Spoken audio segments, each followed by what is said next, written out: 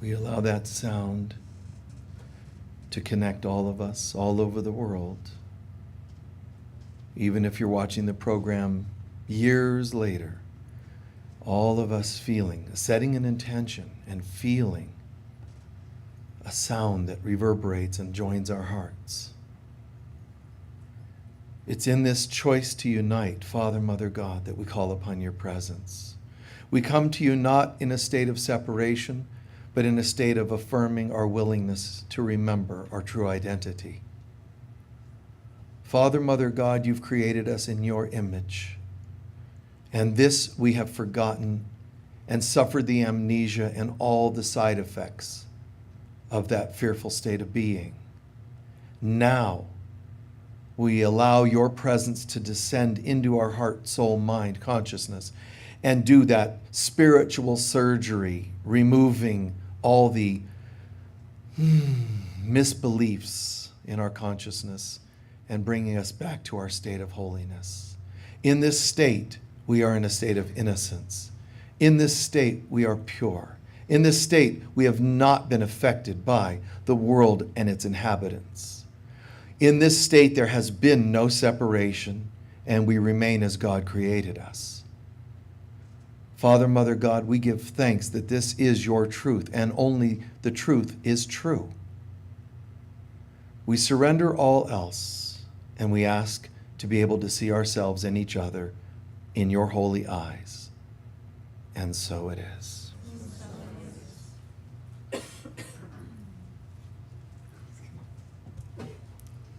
And please join me in reading our mission statement, which you will find on the white cards in the seat backs in front of you.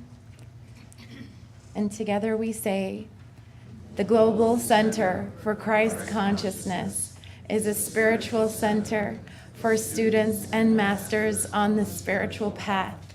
We are dedicated to awakening the inner Christ and to creating a world of love, peace, joy, and abundance. And now for our sacred reading for today.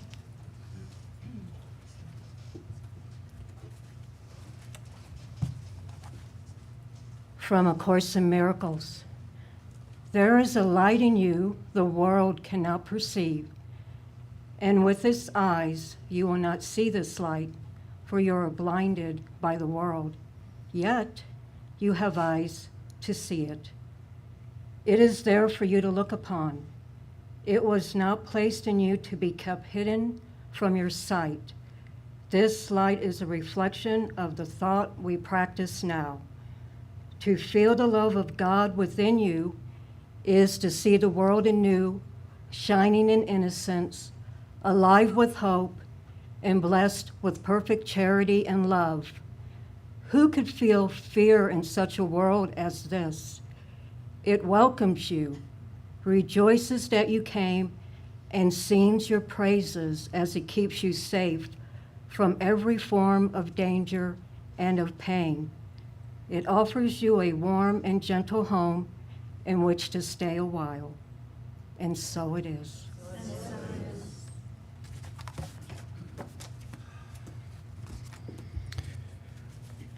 Good morning, everyone. I'm laughing already. I haven't even started.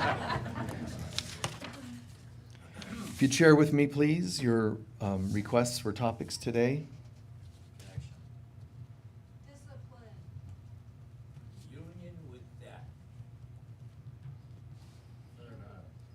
Hold on one sec. Hold on. What was the one over there? Third eye.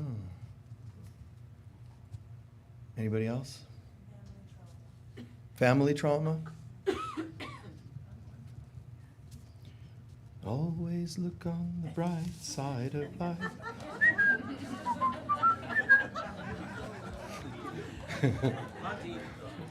Yeah, some of you remember that. It's a Monty Python thing, sorry. No irreverence meant, but that's probably one of the best crucifixion scenes ever. But that sounds irreverent if you haven't seen the movie. All seriousness aside,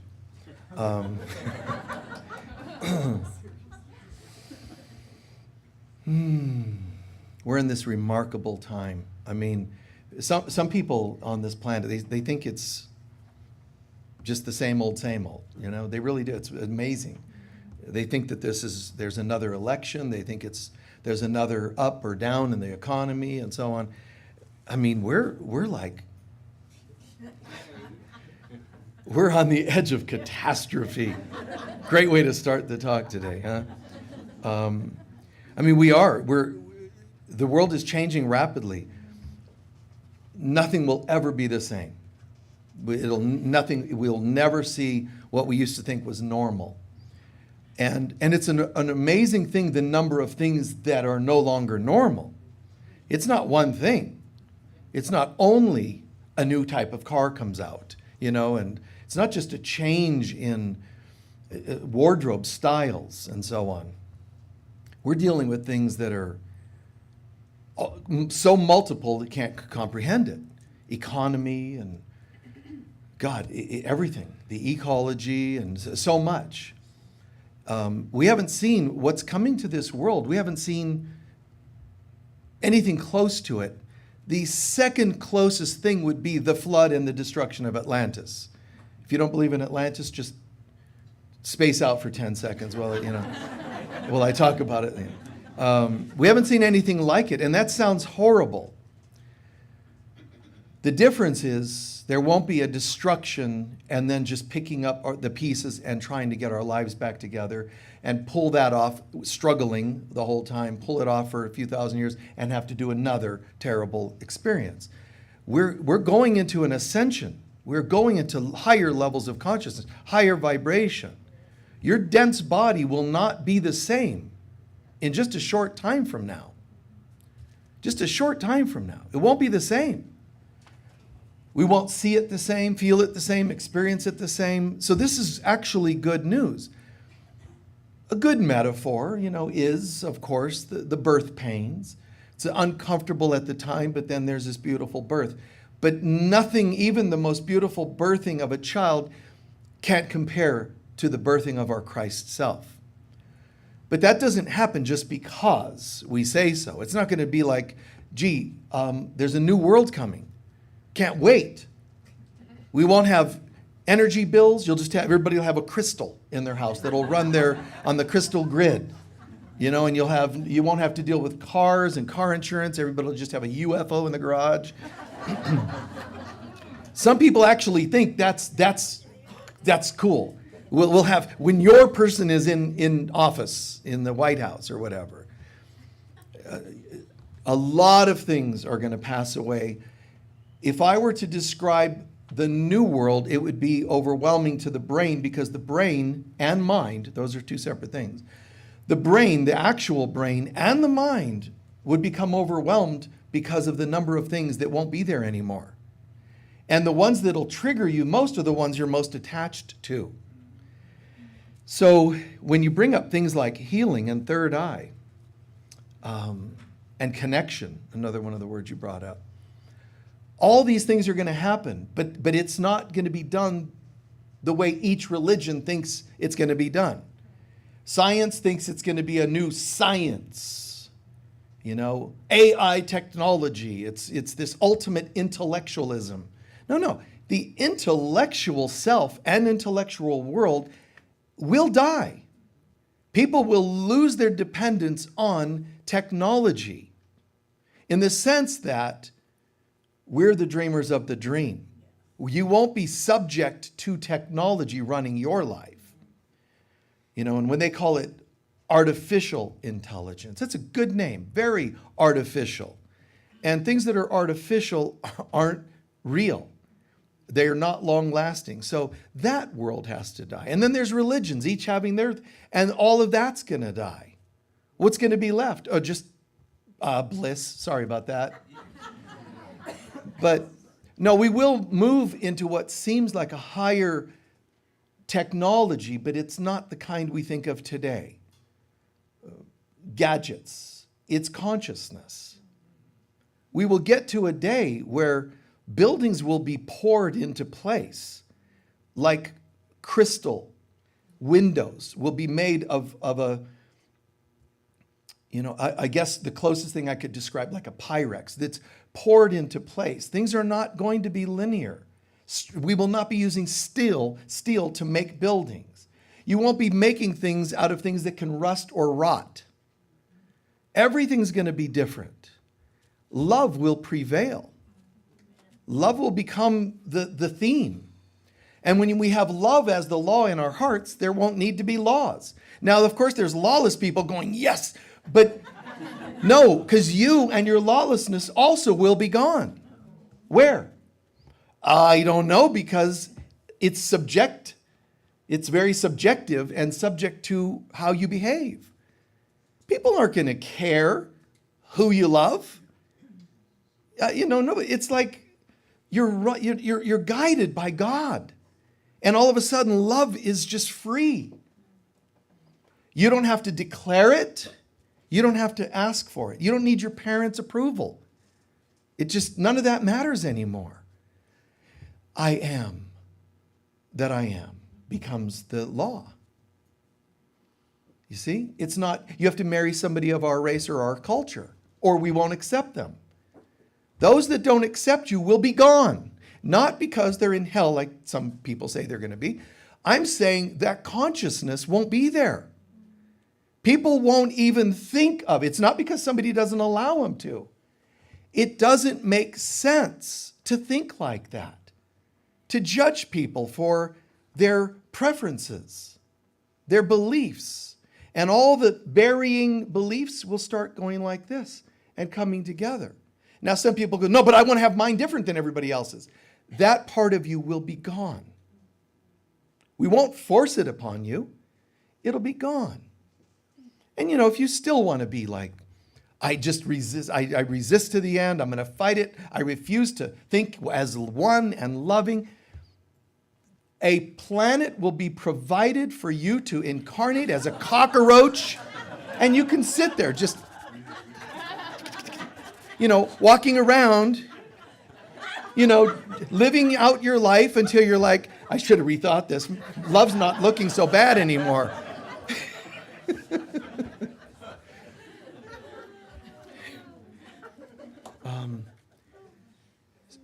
But we can't do spiritual bypassing to get to higher dimensionality.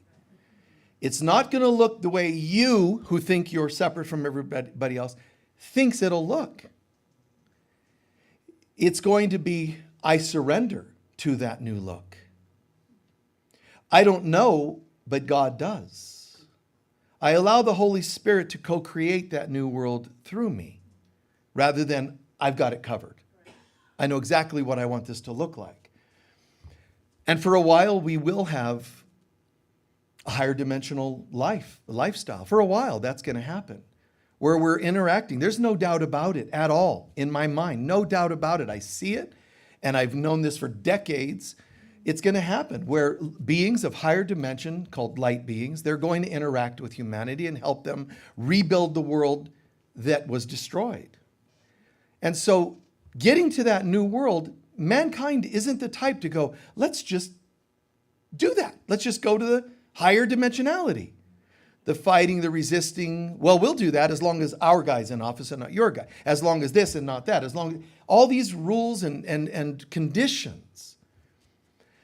And that's so typical of mankind. One of you brought up the word healing. And healing has to be understood at a whole new level. Counseling will not be somebody sitting with a notepad putting you in boxes based on their textbooks. Healing will also not be, it sounds to me like you have a symptom that we can't figure out, so we're just going to cut something out of your body. Just so we have something to do and something to charge you for. everything is going to move into a higher vibration, including medicine. I've said this before, but the concept of medicine is going to become vibrational. And there'll be a day when you can't even be sick anymore. Healing is moving already matrix-wise in that direction. We just don't see it yet. But remember, the way evil is, the way ego, self is it fights tooth and nail to the end. So the more things start to shift towards a positive, the more the ego fights to keep it from happening. So medicine is already showing its true colors. I'm not saying there's no place for any medicine. If you have a headache, God bless you for taking an aspirin and being out of pain. I'm glad you're out of pain. I'm glad somebody can put a cast on to fix a bone. I'm glad for anything that relieves pain of human beings. God's happy that you use those things. But mankind's going to come to a place where things are not linear anymore. You don't just happen to have a broken bone. You don't just happen to have an ended relationship. Those linear topics, descriptions, definitions. People will come to a place of understanding nothing I see happens by chance. Everything is a vibrational manifestation of my consciousness. And I'm not just giving you the power of attraction kind of speech, because that's all. Anyway, the concept of power of attraction, it's fine that some people are into that, because at least they're into something of power. But you're already subject to the power of attraction, meaning any thoughts you have already bring things in your direction. But that doesn't mean that you should stay with that. There's another power with a capital P, which is co-creation, not attraction. The power of attraction is like saying I'm a magnet and boom, boom, all these nuts and bolts keep coming my way. Just too many nuts, And they just seem to be attracted to me. Well, stop being a magnet for nuts. I had a surgeon that botched my surgery. And I understand. As human beings, we think that we can rest easier if we have someone else to blame. It's that politician. It's that surgeon. I get that. I totally get that. It's so much easier. I've done that exercise with people and demonstrated that. You have person A, person B. Person A is going to be the standard human being who immediately thinks of who's responsible for their botched surgery or their car wreck or whatever it is. Person B is going to do inner tracking, looking at the deeper roots to this, whether it's past life or childhood or whatever, the deeper roots, and then they're going to track that down, see the connections to the rest of their life, surrender it to God, breathe God in and refill with God's presence, and now they've changed trauma to bliss, okay? Person A, person B. Ready? Both of you do your work. Ready? Go. Done. What are you doing? Oh, I'm still tracking. This, all you have to do is go. I think it was them. It's easy. It's quick. But so is food that's quick food that has no nourishment. So it is not nourishing to live on blame or what we think even the law of attraction, which is I'm going to shift things from blaming someone for things going wrong to attracting exactly what mind you, that's the inner tyrannical ego, what I want in my life, because then now my life's going the way I want it. God, I'm such a powerful being. No, you're just a Nimrod who's shifting your manifestations from things you don't like to things you like, but it's still you. You have to die of the old self.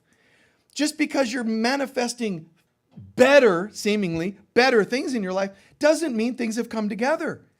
What about co-creating with God? But I am God. No. The one that thinks it's talking to me right now is not God. The Buddhist technique of who's talking right now? Well, it's me. That's wrong. Go to the next level. Well, now there's me that's aware that I was talking. That one's wrong. Next. And they just keep peeling layer upon layer upon layer of the self because you're still thinking that you're there.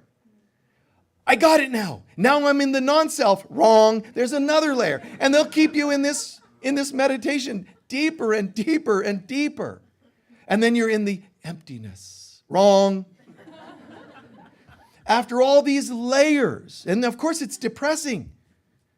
because you thought you knew who you are and you're in charge of your life. I thought that if I go to the store and I use my brilliance to read the labels, I'll know exactly what I'm putting in my body, what's going to make me healthy. There's still a you having a conversation. That never ends. My God, man. People that go to the store and they remember the fad of superfoods. You know, I'm into superfoods. You know, like your Popeye with spinach. I'm into superfoods. Really? Name one. Kale. Well, now kale is like dangerous. There's this new thing out. Kale is, how did you go from superfoods to super bad? The kale's just sitting there. Kale didn't do anything different. Kale didn't start downing toxic fluids and become toxic kale. It's just sitting there. Who made up that it's a superfood? We did. And you can prove it under a microscope that it's superfood, and now you can prove it under a microscope that it's horrible for you? Wait, but who decides these things? I have no interest in anyone or anything telling me what is right for me. I'll co-create this with God. And you can take, I don't care what it is, you can take the most toxic thing on the planet, nuclear waste, a bowl of nuclear waste, ingest it and turn it to light if you are in tune with who you are. It can't not turn to light because you're immune to anything but light. You know, you're just immune to it all. Nothing phases you. You just light and light. So you ingest something and it just starts, you know, from sludge, nuclear waste to like light. If Jesus could make his body turn to light, you don't think Christ can turn a bowl of nuclear waste into light? Liquid light, solid light, whatever form of light, and ingest it? This can happen, and it has happened. The real you has kept you from some accidents. The real you has kept you from some people you otherwise would have dated. It's like, no. But my pelvis says yes. No. No. It has saved you. There are foods you've ingested that might have been poisonous and you don't know when your light has saved you. And therefore, you have no tally of that. No evidence. How do you know that there's a part of you that has saved your life many times? No evidence, so you take it for granted, and it's very sad. But when we get to the other side, we're like, oh my God, I can't believe I missed that.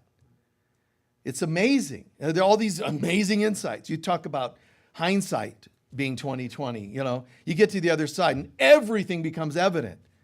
How did I not know that? That was so evident. That was so clear, right?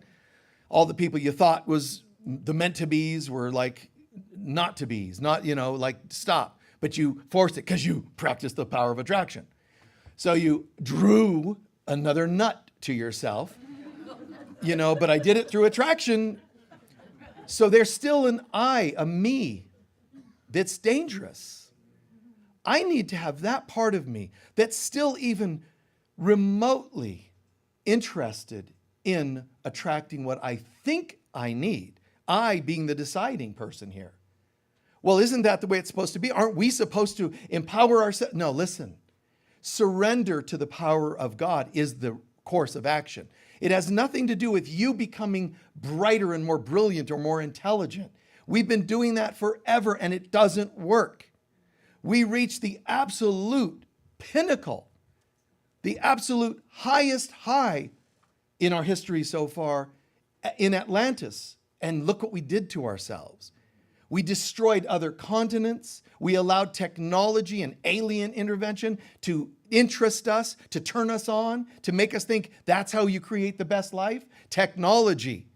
And they had technology that's beyond even what we have today.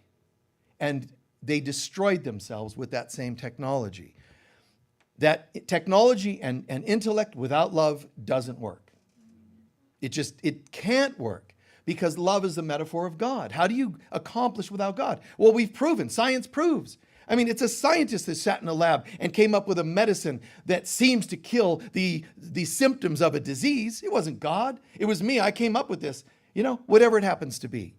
Or somebody that came up with an investment program that makes you more money. All these ingenuities of mankind, all they do is pull something off either temporarily looking good or not at all. And they all have side effects. Right?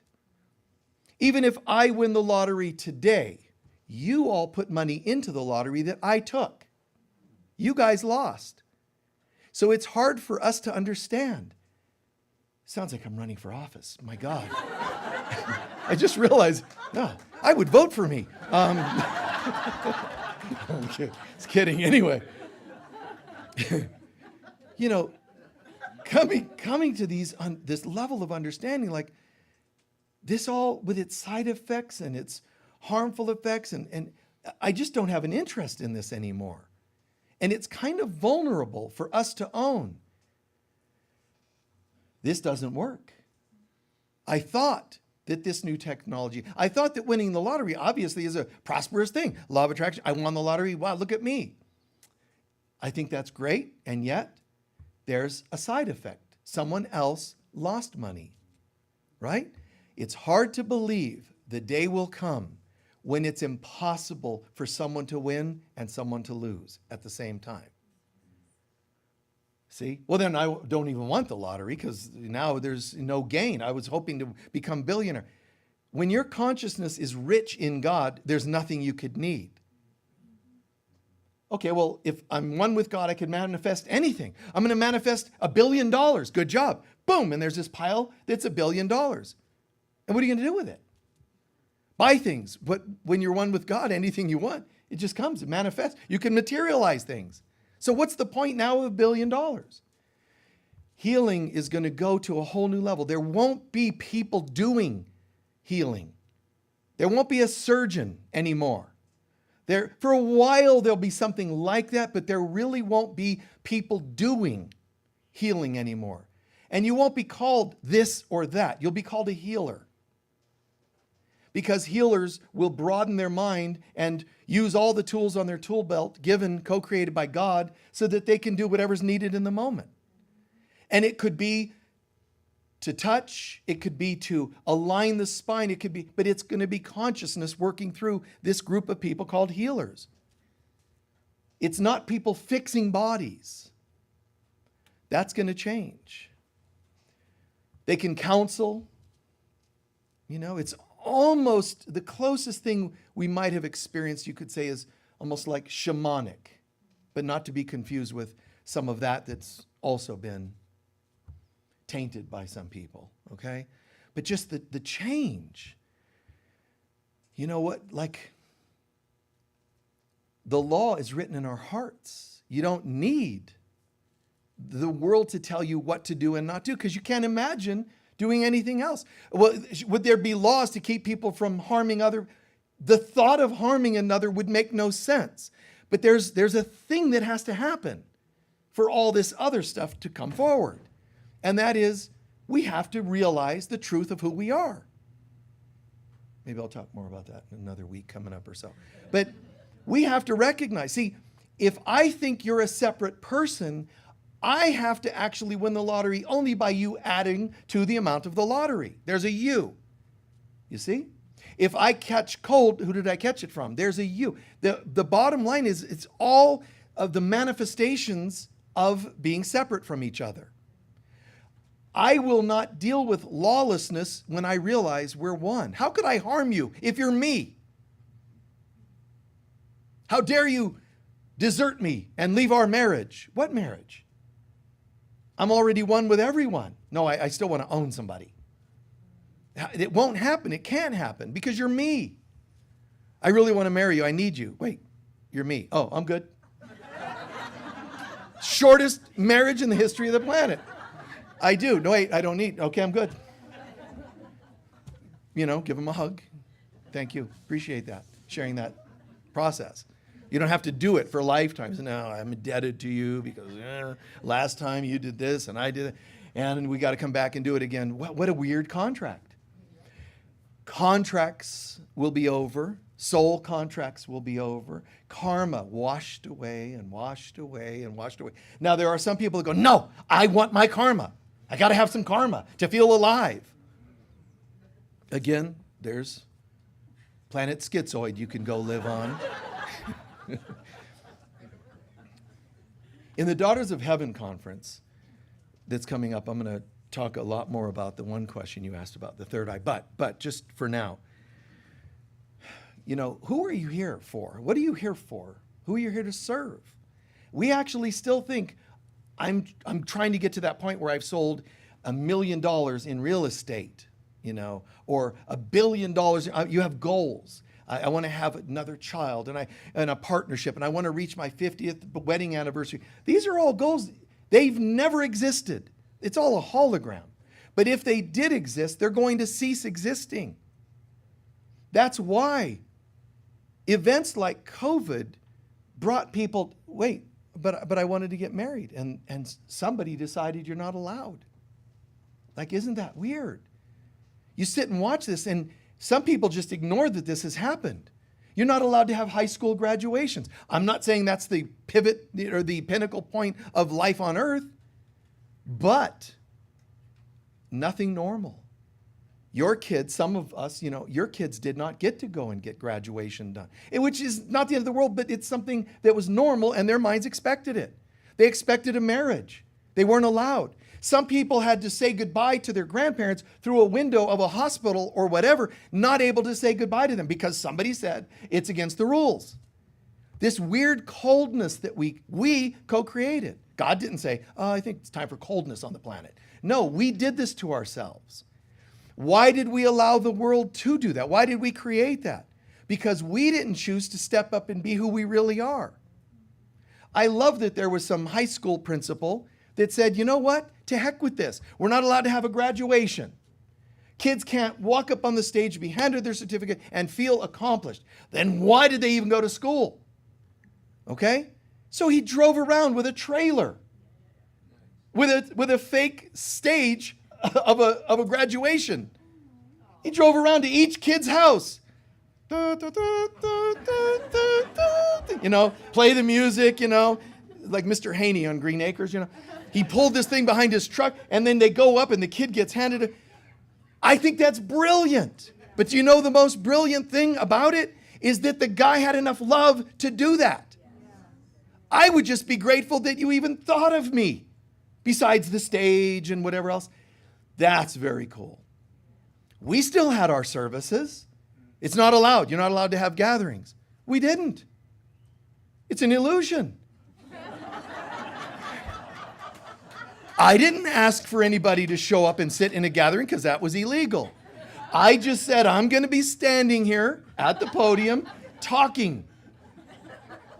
Because we stream it around the world. So it's hi, you know, and we're streaming. That's it. If you guys happen to show up, that's your business. And everybody kept showing up. That is inspiration. God will guide you into your own way of dealing with some of these things that people tell you can't do. It doesn't matter your sexual preference. It doesn't matter your religious preference. With everything on this planet, there's duality. There will be pros and cons of this or that. In God, the duality starts to go like this. It lessens. Now, how do you know you are getting closer to God? Good question. I would ask you, has duality started lessening in your life? Do you swing less from left to right? Less drama of highs and lows. Less drama of, I chose this and horrible things happened. So I went and chose this instead and horrible things happened. This bipolar-ish world of duality. If the swing is lessening and you don't react to people and things as much, you don't have to tell people as much what you think. I need to speak my mind. See, that sounds like I used to be suppressed and oppressed and held back, which is not good. So now I need to speak my mind. Well, here's what happened. You used to feel hated and oppressed, and now you speak your mind, and now we still hate you. Because you won't stop talking and telling everybody what you think needs to be done to change the world. You just became more annoying. We were annoying you, now you're annoying us. It's duality. Where's the middle? Where's the middle where you who have to speak, and mind you, that's a natural stage. It's not bad. If you've experienced this, you need to experience this a little bit. But how much of that? 10 years later?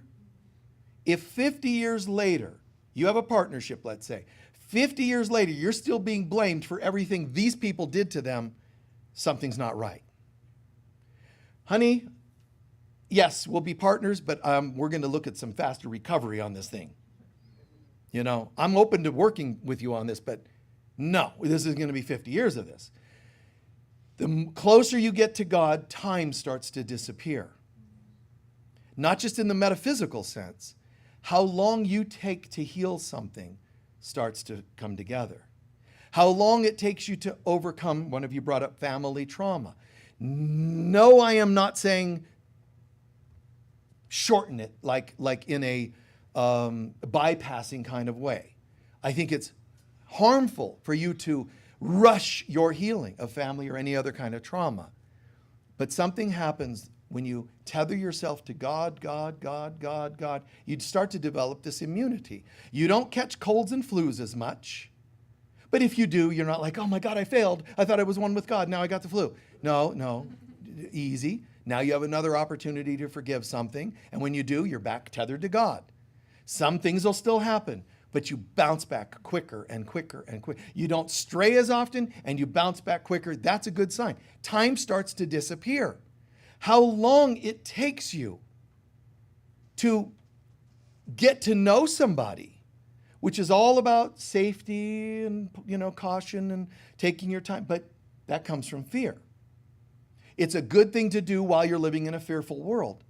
But what if you start to change and you're not living subject to the world? What if you start to become closer to God and you're dealing or living from a higher vibration? You bounce back more quickly and you get to know people more quickly. Everything just happens more instantaneous. We just talked about this last week, the difference between long-term karma, short-term, like instant karma. Now, do you want to still do the long-term? Some people do. How do we know the planet isn't going to ascend right now? Because some people are still attached to long-term payments, which means you buffer the time of this planet waking up.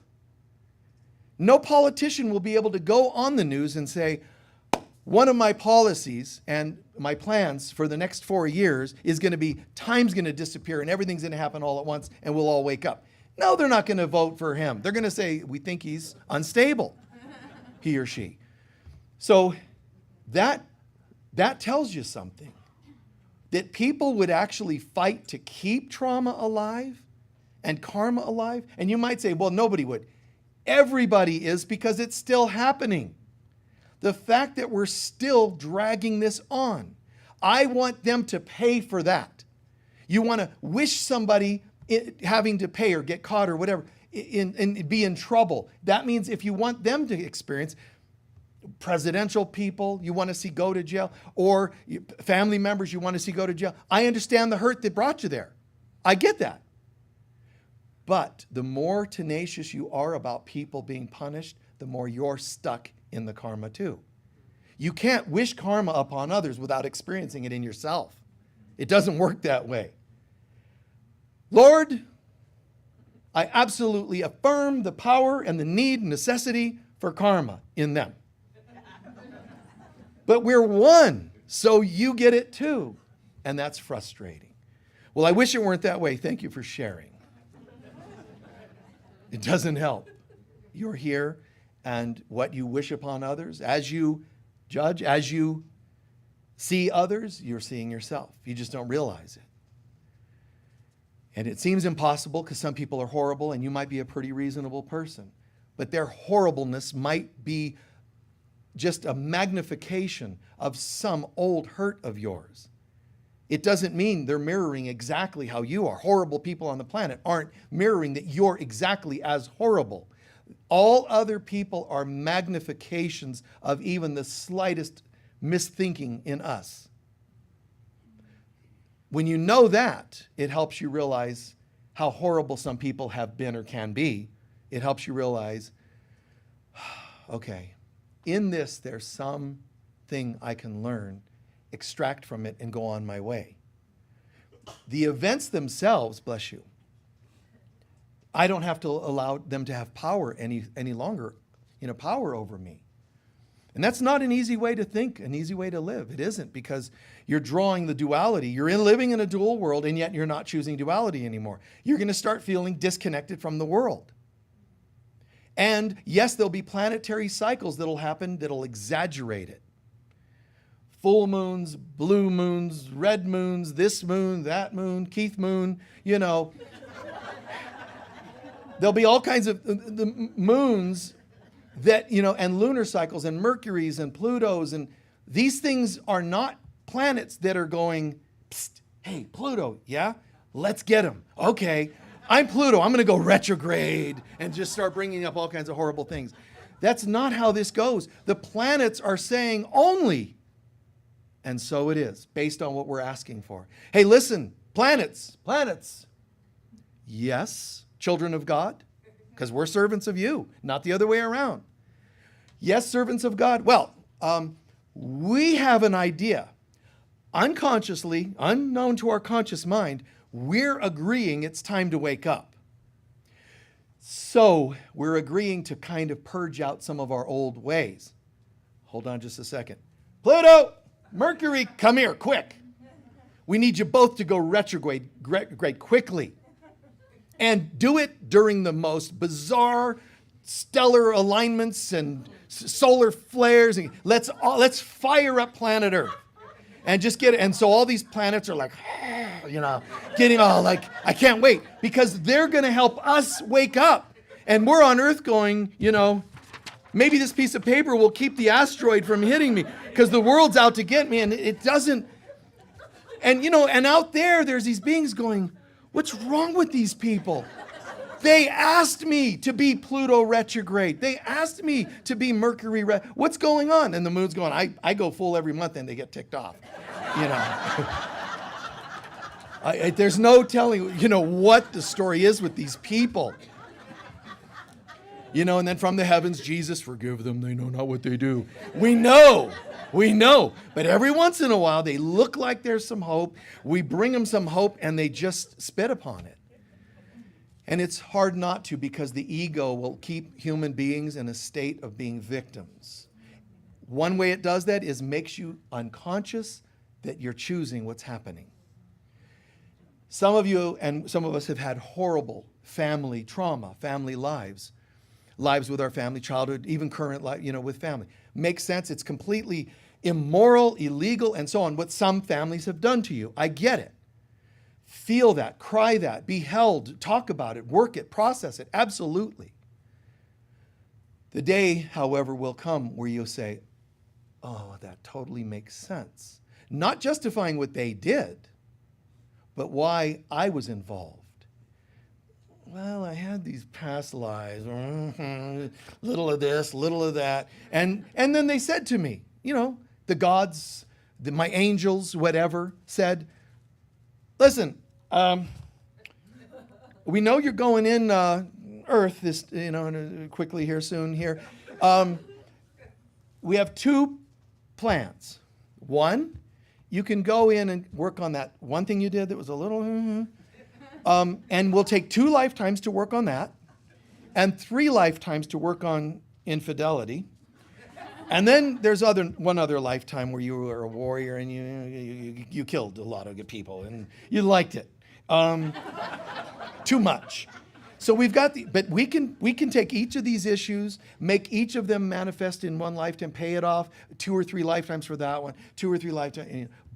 Yeah, well, that sounds kind of harsh, but no, but we have another plan. You could pay it all off in one lifetime. We have just the family for you. We have just, and sometimes they give you options. The Addams family or the Munsters. You get 2 options. And it's like, well, the Munsters had a longer run, so I'll take that family and it lasts long. No, wait. Addams family, a shorter run, but I think they were hilarious at times. Ghoulish, but still. You'll pick something. It's not, how did I end up here? When I was a kid, I would ask that question and have that actual conversation with my father. But how? Well, you're the one, and I'm like, and I was struggling because I was just a kid trying to sort out. I know that somehow I got here and this is weird. I don't know you people. You don't feel familiar at all. And then they would say, it's time for dinner, let's sit at the table. I couldn't sit at the table with them. I did not feel like I was part of them. As a kid, that was painful at times. As an adult, oh my God. Thank you, Lord. Okay? But think about this. It's another way of maturing your ability to go, I get it. I shared this once before, but Edgar Cayce had a lifetime where he was a royal child, but a bastard child, and he was killed. He was kept in, like many movies show, he was kept in a convent to keep him safe because he was royal blood, but he was a bastard child, so they were hiding him. Well, the people that were against the king found out about it, and they wanted to, and they went and killed him when he was like 10. So they asked Cayce, well, what was happening there? Cayce in his readings said, well, in a previous lifetime during the Greek and Trojan Wars, this person, Cayce in this case, the readings are saying, Edgar was a certain character, historical character, who took pleasure out of taking some of the prisoners, dragging them by the feet until there was nothing left of their bodies. During the war, during victory, he would take them and do that.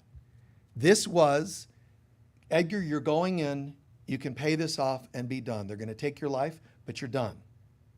Now, do you want that in 5 lifetimes of payment? This is my additional part. Or go in that life. I think it's terrible that somebody did that to a child, killed a child. But when you go and step back and see that the child accepted, the soul accepted, being taken out at 10 to pay for that, it's kind of worth it. I've known people that had house payments and they always threw in a little extra with every house payment, and they were done making payments faster than the next person. Now, in hindsight, it's like, oh my God, I should have done that. But that person had the tenacity and the courage to make those extra payments and get themselves paid off and own their house, when someone else 20 years later is still making payments on interest rates. You see? Not everybody wants to be done with it now, but if time is going to disappear, everybody has agreed, I'm going to pay now. When the world goes through its cataclysms, that's everyone calling in the Cayce death of a child. That's us calling in the ending of our stuff. Now, it doesn't mean it has to end the hard way. It could end the easy way. But as Jesus says in A Course in Miracles, but human beings very rarely choose the easy way. If you would like to jump towards the easy way, next time you're watching political talks, imagine either of these politicians that are running for office and try to imagine that they are holy children of God. Doesn't matter whether they win or not, I love them, the Christ in them. Well, but there isn't any Christ in them, and so it is. For you too. Is that how you want to do this? Then we'll learn the hard way. All you have to do is watch the news, and in seconds, they can make you hate a whole country you've never been to. Oh, it's them again. You know how they are. There's like a they. We don't even know them. You can't even pronounce their name. And you got this now an opinion. Now you're at the water cooler the next day at work. You know, those people, that country, I've always had suspicions about them. All that tells us is you were messed up in another lifetime in that country, and now you're sitting there processing it at the water cooler. But when would you like to be done with that? I have no opinions. Try that. And you'll have people who hate you for that. I have no opinions. Who are you voting for? I don't know, because it's all crazy. It's an illusion. I know one thing, I will not vote for hate. So if I'm open to voting. You could say this to people in case they think you're being irresponsible. Just say, I'm open to voting. As soon as we find somebody who comes from a place of love. You see what you just did? You know, I can't support anyone that comes from hate. I can't. Not because I'm resisting it. It's not there. I'm saying for any of us, we could come to that place. It's just not there. One of you asked about discipline. This is one of the best disciplines. Refuse hateful thoughts. They're going to happen because you're on earth, but when they do, see them, spot them, and say, good one. Yep. Hateful thought. You're a holy child of God, and I'm determined to see your holiness. Move on. Don't sit there going, waiting for it to happen. Just affirm it and move on. Let the Holy Spirit take time to rewire your brain and your mind so that maybe 3 weeks later you think of that person and you don't feel as much like intensity towards them. You're incapable of that. You will, I'm going to start going to an end here, but you will come from the duality towards center. In the center, there's less people to hang out with. There are people that want you, need you to be a dualistic person. I want you to have highs and lows. And what's more, as one of the people in your life, I want you to go high and low when I want you to. I want you on a high when I want you on a high. And if you're low when I'm high, I'll divorce you. If you're high when I'm low and you're not going where I want you, or the other way around, I want you there when I want you there. I want you to be this. I want you to be in a manic mood when I'm in a manic mood. I want you to be down when I'm down, or the other way around. People have their projections. They need you to be something to either validate their angers and so forth, or buffer them, soothe them away so they don't feel them. Either way, you're being hired for something. But how can I be hired to do you, to be you? I'm me, and I can only be helpful from this place. No, did I ask for center? No, I asked for this or this. That doesn't work for me. I can't be that.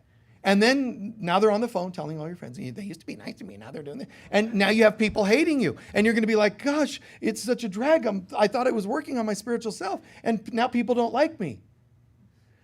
Find God in those moments, not those people, not their validation. Find God and say, look, I am willing to help you as a healer. I'm willing to be your parent. I'm willing to be your partner. I'm willing to be a friend. A stranger in a grocery store, from this place only.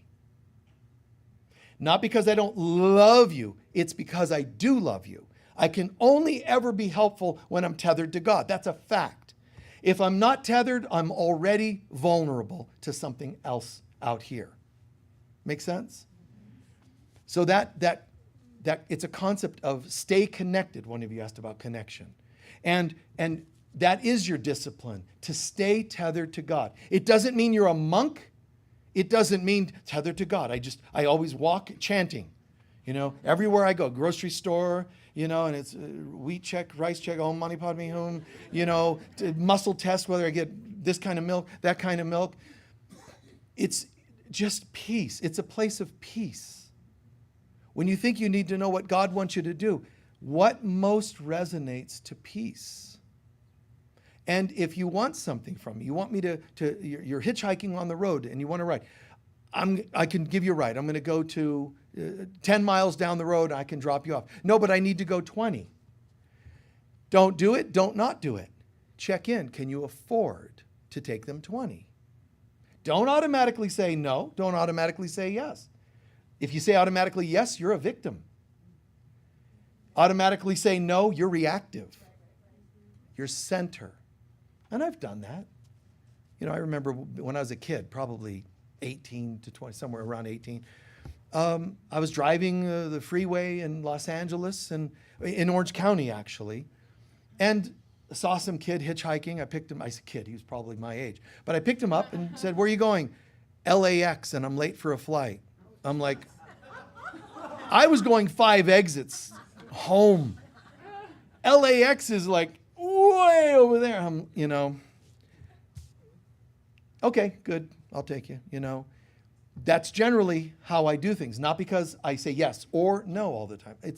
I check in. What can you afford to do? When we learn how much we can afford, our lives change because all the people around us also, their lives change because we know who we are, what we can afford. It's amazing. Human beings live just like starving critters in the desert. So in need of nourishment, so in need of something, someone to pick me up. It's going to be money, it's going to be drugs, it's going to be alcohol, it's going to be kudos, it's something to pick me up. Human beings are starving, but not because the world, not just because the world's an illusion and can't give them anything. It's because they've forgotten who they are. As we remember who we are and tether ourselves to God, the fuel tank fills up and we realize, I happen to have a little extra money for the person at the grocery store. I happen to have the physical strength to pick somebody up when they've fallen. I have the emotional strength to hear somebody's horror stories of childhood. I don't succumb to it because I'm holding my center. It's okay. Tell me anything. I'm here. I gotcha. You can afford more time. You can afford more. Human beings start going that direction. If they go too far, they'll break down. And then they'll say, I can't do anything for anybody. That's how the ego wants us. Completely disabled, mentally, financially, emotionally, so we don't help each other. You know why? Because if we help each other, we might be helping because of love and oneness. Why else would I help you if I don't feel loving and we're not one? If you're an unpredictable stranger who can flip on me at any moment, I'm going to have my guard up. That's how the ego wants everybody. Divided nations, divided continents, countries, philosophies, and so on.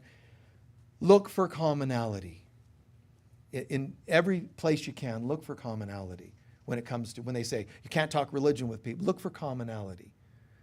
You know, you could find a person of every religion and be able to say, I really admire how, in every religion, there's at least one person you could find that you could say, I really admire their devotion. I don't care what the devotion topic is. Baptist, Catholic, Buddhist, whatever. Can't you just tell when people are really lovingly devoted to something? That's the beauty of it, not the name of the thing or the doctrine or the dogma, the love, the beauty. And you and I should let them know that we see that in them.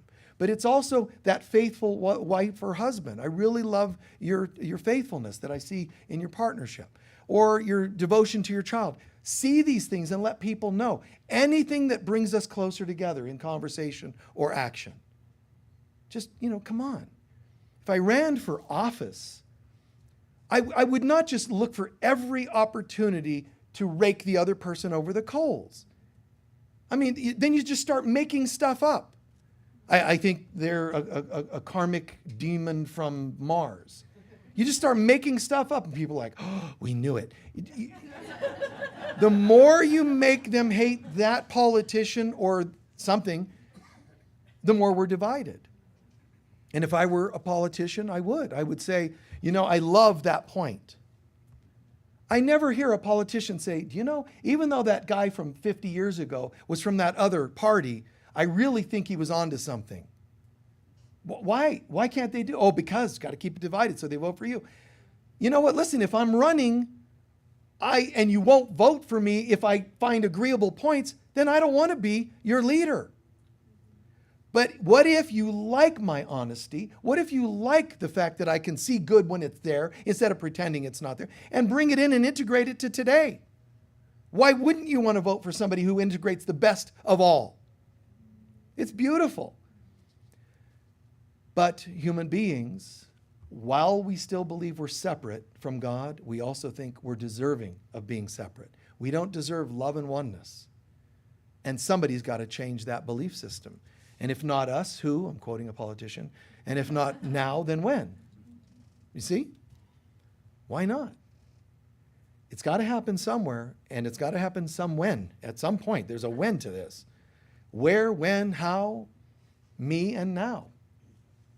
I step up. I want to see this world differently, God. How would you have me see this? And you go from level 1, the dualistic world, to the ascended world and to God. But you can't just go from here to God. That will never happen. And you can't just go from here into the ascended world without the old you dying. You don't just get to upgrade to fifth dimensional hatred. There's no such thing. Duality, dualistic thinking has to die. Okay, but how do we get them to do that? Start with yourself and plant seeds. And in closing, light workers are anybody that's trying to make that difference. Light workers are the people that are trying to make that difference. Manifesting new music that helps people calm instead of being frenetic. A person that, organic fiber clothing because you believe that feels better on people's body. Good. See, you let inspiration guide you as light workers. Whatever it is, a new oracle deck, new parenting skills, whatever it is, or just smiling and telling people they look great. That's light work. Working to manifest God's light. But there's a new faction of the light workers now, the daughters of heaven. And they're saying, you know what? I'm not only interested in being a light worker, helping people get home. I'm now a daughter of heaven who also anchors home right here and now. That's the difference. We're light workers, those of us who choose to be. Keep doing your light work. Keep doing it. You're a yoga instructor or whatever you do. Make a difference on the planet and help people find God and get home. Daughters of heaven, like our conference coming up, splinters off and says, and we're dedicated to being the presence of God right here. Not just helping people go home, being home here. That's the main distinction between that newer group of people. And we hope you understand and really resonate with it. What is that? The daughters of heaven. They're ones that have always felt, even going through hell as a child, they always somehow felt there was still a God. And sometimes even more personalized. They felt close to Jesus or Mary or something of that nature. Something a little more spiritual, even if they were children brought up not even believing in God externally. Something in them new. Like Helen, who wrote A Course in Miracles. She doesn't know why, but when she was a little girl, she would ask their maid. Their maid would clean up the house, but she'd go to church every day and do some prayer time. This little Jewish agnostic girl, one parent was atheist actually, and one was Jewish, her parents, she would say, can I go to the church with our maid? And they'd let her go. That woman who wrote A Course in Miracles knew, she felt something with Mother Mary. She never understood what it was because she lived the lifetime back at the time of Jesus and Mary and so on. So she remembered her love and devotion to Mary and such. So here she's still, accidentally going to church? It wasn't an accident. This was her soul that knew something. And it's like that. Light workers just know they feel compelled to do good. Daughters of heaven, to be that goodness.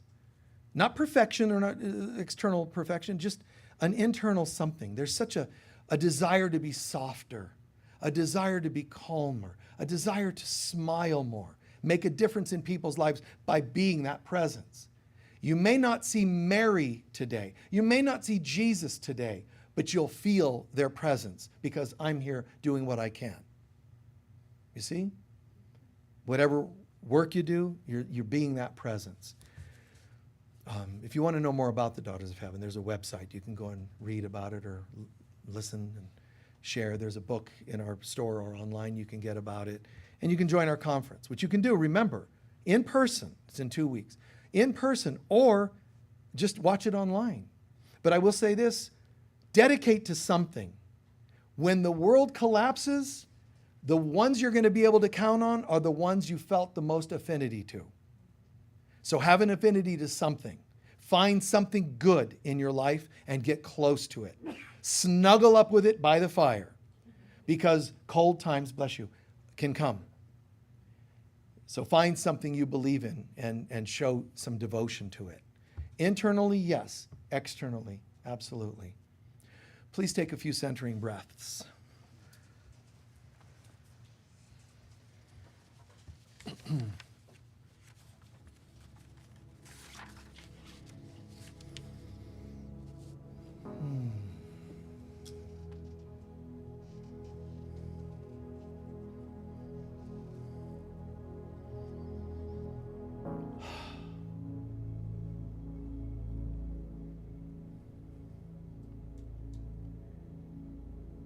Inhaling into your center and exhaling all the stuff of life and the world. Do that a few times. Exhale away, identifying with an illness. Exhale away, identifying with a race, a gender, a political affiliation, a financial status. Do this over and over and let different thoughts come to mind. What do you need to exhale away? Let the Holy Spirit help you decide. 50 years married, exhale it away. The ones you can't exhale away would be then called attachments, which is fine. Hang on to those, enjoy them for a little longer. But if they're coming to mind, you might want to consider it might be a message that it's time to exhale them away. It doesn't mean end the relation. It doesn't mean end your affiliations. You're exhaling away your concepts of it, your identification as it. The only I am is a holy child of God. Nothing else matters. They're just identifications on earth. You don't go to the fifth dimension, you don't go to heaven, you don't go to higher consciousness, you don't go to angelic realms while still identifying with dualistic or human things. So just live dangerously and exhale them away.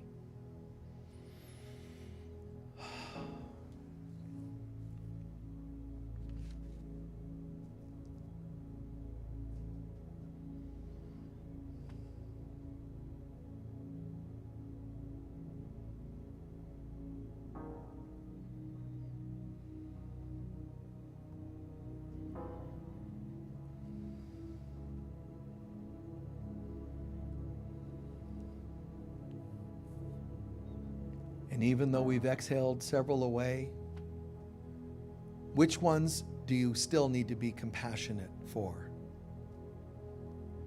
The mom who doesn't have her children or didn't have a child?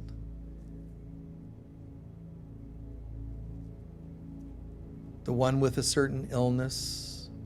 Don't shame yourself for it. You're not choosing to identify as it, limited by it, but this is temporarily what's happening. And I'm sorry. And you say to yourself, it's okay, honey. I'm sorry that that's what we're experiencing, but it's okay. It doesn't change the truth of who we are.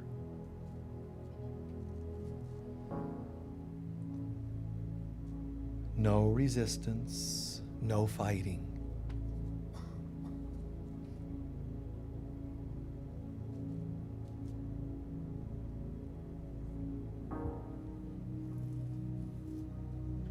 What if I am the pure presence of God? No identifications and only compassion for some of those remaining pieces. What if I'm a holy child of God?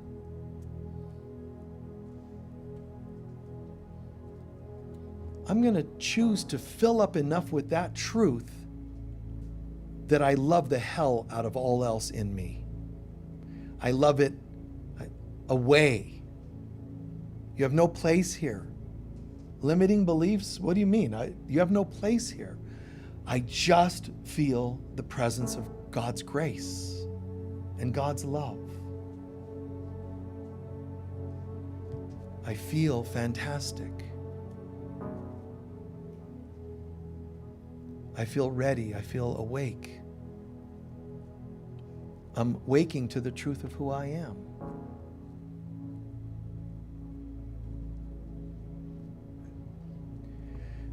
For the next moment, imagine that you feel so filled with peace and presence.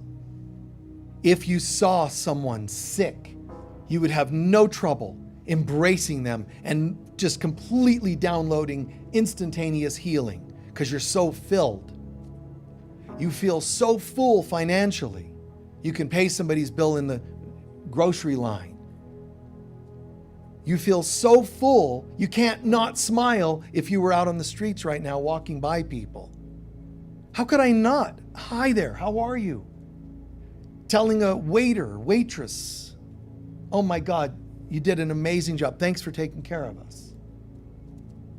pilots on a plane. Hey, you know what? Nice job, thank you, Kindness.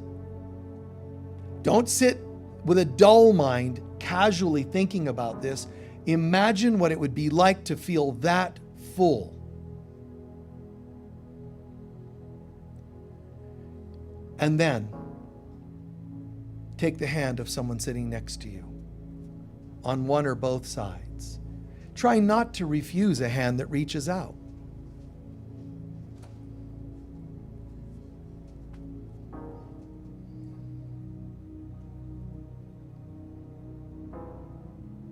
If someone's sitting alone in front of you, put your hand on their shoulder.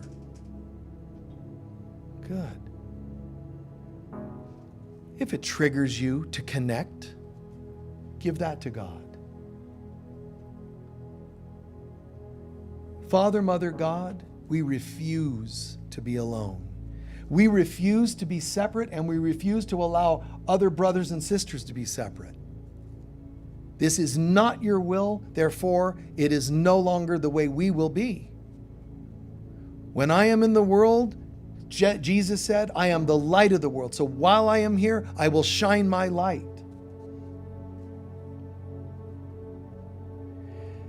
And just imagine the person you're making contact with, and the folks online were absolutely with you, okay?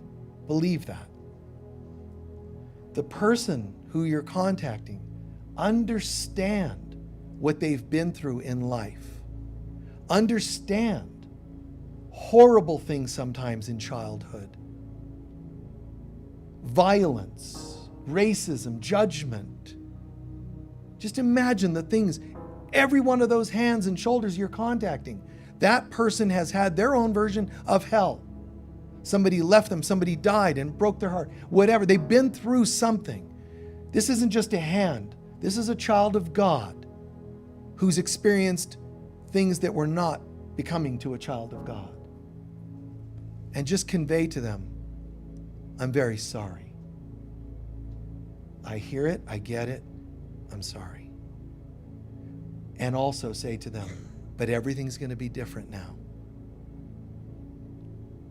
Starting now. If no other time in your life, starting now, love is here. If you've had love, great, here's more. And imagine that you're filling them up with love so that their tank is full and they can afford to go out and share more and more with others. By joining this together, two or more gathered with the same intention, love, light, peace, joy, everything can change. Father, Mother, God, we're done learning the hard way. But when the hard way shows up, we choose not to fear it nor hate it. We accept it as our silliness, our silly way of doing things the hard way. Help us to forgive ourselves when we make such choices. Brothers and sisters all over the world, we're in this together. We look separate today, but soon we'll recognize our oneness, and we will live together in harmony and peace. This is inevitable. This is our destiny. A gentle little squeeze of appreciation to the hands or shoulders of the person you're contacting. And so it is. Thank you. Just gently reintegrate back into the room, into your body. I appreciate you being there for each other the way you were.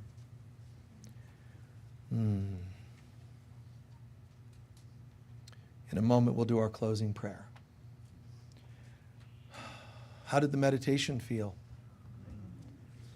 Any thoughts coming to you? Any epiphanies? Any pieces worth sharing us? I felt when you asked us to fill up, I felt like a gigantic drop that was, it was sapphire, and it went way above the building. That Wow. whole room filled up with this gigantic drop of sapphire blue. Wow. Just like a full tank. It was, This beautiful sapphire presence. yeah, Nice. it was amazing. Nice. You could see it there. Nice. Anyone else? Okay.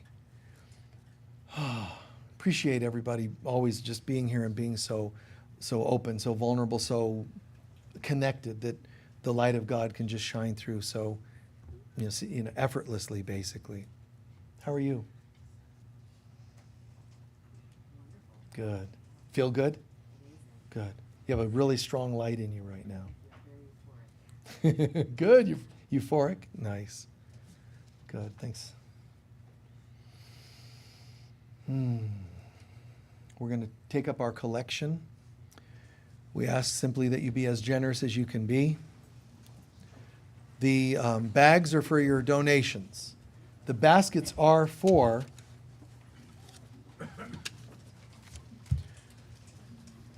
the baskets are for any extra donations you can share. That could be for people of lesser means that we help out or for projects. And we appreciate those of you because we're doing the roof that's fairly expensive, and we appreciate that some of you have pitched in so generously to help pull that together. So God bless you. Hold your love offering to your heart. There's a prayer that we use. It's on your bulletins in front of you, or it's posted online. Together, please. Divine love flowing through me blesses and multiplies all that I am, all that I have, all that I give, and all that I receive. And so it is. Thank you. Remember, there's the conference coming up, Daughters of Heaven. Join us if you can. Remember, devote to such things. Be a light worker or a daughter of heaven, even if it's quietly in your own mind. Devote to something, and it'll help you through challenging times. Don't just be a human being. That's, trust me, doesn't get you very far on the other side. How'd you do? I was a human being. Oh, we're sorry. Boom. They just pull the lever and the trap door fall, and you go back and incarnate again. Recognize, a light worker, man. I'm all about God because that's where we're going. From where we came and back to where we go. You can share all kinds of different support and donations, your prayers. You can send in donations at any time online or call the office. You can do it here on Sundays. You can also support us by attending our events. We have fantastic events. Just, sign up for these. That's another way to support us. But we've had people who donate, they tithe regularly. You can become a sponsor for some of our programs, sponsoring our music to have guest musicians. All kinds of things you can sponsor and support. Our landscape, and so on. Our chaplains are available here. We try to do as much as we can, either affordably or free at this center. But our chaplains are here. They can include you in prayer at the end of service. They'll ask you to write your name down and what you'd like prayer for. You can do that, and they'll include you in the prayer circle after services. And also they do prayer even just during the week. You could call the office or submit something at the office and say, I'd like prayer about this or that. Please let your life be prayerfully supported when needed. There are crystal bed sessions. We have a crystal bed in our healing yurt outside.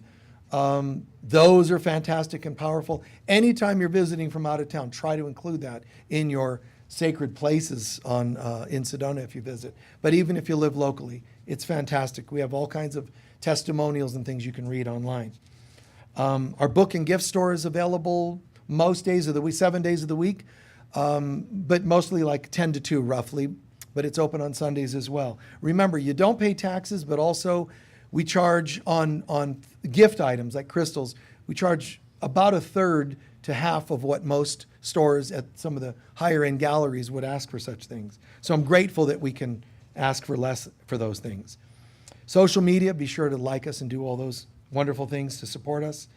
And the spiritual healing, counseling, mentoring circle that we do, it's every other week. It's Wednesday. It'll be this Wednesday. So we sit in a circle here. It's kind of like going to a support group mixed with counseling, mixed with healing work. It's pretty cool. Learn more about it. I facilitate that. You can read more about it online or in our ads in our newsletter. Try to get on our mailing list, please. It's much easier to keep you informed if you're on the mailing list. If you say you're on it but you're not getting it, it's going in your spam folder. So go and drag it into your incoming, and open it and respond to it so that your computer realizes you want that. Okay? And the last but not least, this afternoon from 1 to 4, it's our psychic fair. And I said this before, it's true. Online, the powers that be don't believe in psychics, and so they don't allow online presence. I won't name those companies. They don't allow the word psychic anymore because they don't believe in it. So if it's not valid to them, they will invalidate you. So they don't believe in that, so they won't advertise. So we have to start calling it something else. Intuitive something or other, you know. So we might mention it here, but online it's called something else. It's just the way things go in this world, right? Strange. But if we're that psychic, we should have known they were going to do that. And we did. The last thing I want to share with you, they didn't give me the details on it, but this drum is being auctioned. Large, beautiful drum, Douse, from Douse and New Mexico. This was like about the last drum that came out of the Douse drum manufacturer that they have there that burned down decades ago. So this is a pretty special drum. It's got great sound, and we appreciate the person that donated it to us. But yeah, it came from that. Some people that are really into the sacred Southwest items know about that particular factory, for lack of a better word. And it was created in one of the last, if not the last, that came out of that place, and they eventually had a fire and it burned down, ceases to exist. So very nice, and we're honored to have that with us here. Yes, we are auctioning that off. The opening bid, and it's worth whatever it's worth, several $100s, $1,000, we don't know exactly, but the opening bid is $350. So if you can match that and then go higher and higher, you know, bid. You talk to Dosie about that. Dosie directly or anybody else? I'll be in the lobby. Okay, she'll be in the lobby. So you can discuss this with her, and you might be taking home the drum, okay? And thank you for your support for our center as well. And we appreciate Judy, who connected us with the person that wanted to donate it through her estate sales that she does locally. All right. Can anyone share what they learned or heard today that made the most sense or serves the greatest purpose for you? Tethered to God. Tethered to God. Remember, that's what that word yoga means. Yoke. Yoke. Tether yourself to God. Yoga was originally about communing with God and then starting to follow spontaneous movement, which also became dance, Tai Chi, and many other things. It's about connecting and then feeling, where do I need to open up a little more for the fullest experience of God flowing through my body? That's how it started. Then it became, some Jane Fonda workout, fashionable, matching leg warmers, and, I'm doing the I'm all that matters pose, I don't know where that came from, sorry. But it's true, so it became a thing, but like everything else on this planet, it's about you yoking yourself to God. When you do yoga, you're asking to bring God's presence into even more parts of yourself, and you open. And 1 minute it looks like ceremony, ritual, dance, yoga, Tai Chi, and it is perfect because you're allowing God to move through you and dance through you. Keep that in mind when you're doing such practices, and just forget somebody else telling you you're doing it right. Just say, I'm good. This is God and me. I think we're all right. All right, so thank you for being with us. Please stand for our closing prayer.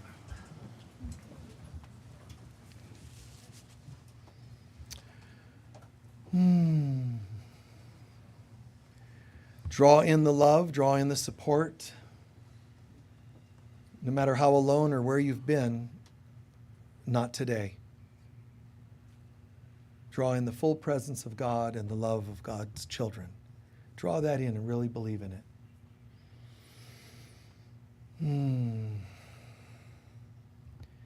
The light of God surrounds us. The love of God enfolds us. The power of God protects us. And the presence of God watches over us. wherever we go. God is, I am, we are, and so it is. Peace be with you all. We'll see you soon. You're welcome.